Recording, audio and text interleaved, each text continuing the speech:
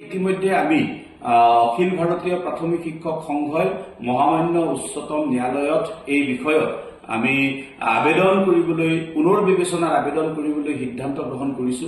ইয়াৰ উপৰি ভাৰতবৰ্ষৰ কেন্দ্ৰীয় চৰকাৰে যাতে এই বিষয়টোৰ সন্দৰ্ভত এটা উচিত পদক্ষেপ গ্ৰহণ কৰে তাৰ বাবে মহামান্য ৰাষ্ট্ৰপতিকে ধৰি মহামান্য প্ৰধানমন্ত্ৰী, শিক্ষামন্ত্ৰী, আইন মন্ত্ৰী সকলোকে তাৰোপৰি ভাৰতবৰ্ষৰ সকলো সাংসদকে আমি স্মাৰক পত্ৰযোগে এই বিষয়টো অৱগত কৰাৰ বাবে আমি সিদ্ধান্ত গ্ৰহণ কৰিছো।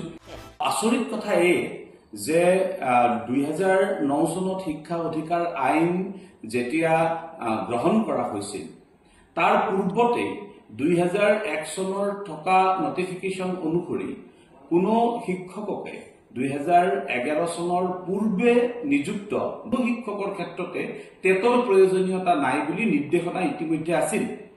কিন্তু কি কাৰণত এই মহামান্য আদালতে এনেধৰণৰ ৰায় এটা প্ৰদান কৰি দেশৰ সকলো শিক্ষকৰ বাবে এটা সন্ত্ৰাসিত অৱস্থাৰ সৃষ্টি কৰিছে, এয়া অত্যন্ত গভীৰ বিষয়, উদ্বেগৰ বিষয়।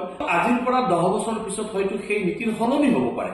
সেই নীতি সলনি হলে এনেকুৱা কথা হ'ব নেকি যে টেটৰ দ্বাৰা নিযুক্ত শিক্ষকসকলেও আকৌ তেনেধৰণৰ কোনো পৰীক্ষাত অৱতীৰ্ণ হ'ব লাগিব? গতিকে এই কথাটো নিশ্চিতভাৱে এটা হিতৰ বিপৰীতে যোৱা সিদ্ধান্ত।